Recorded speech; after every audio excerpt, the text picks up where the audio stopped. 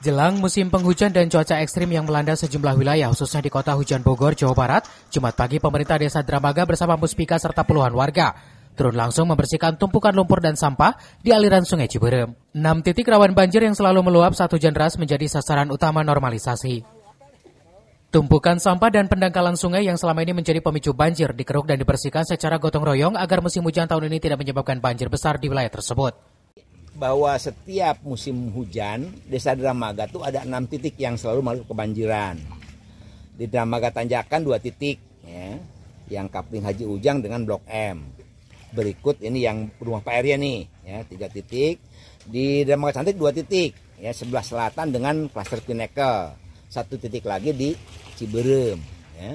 Jadi program bantuan keuangan kabupaten untuk tahun 2025 ini semua difokuskan ke sini, ya.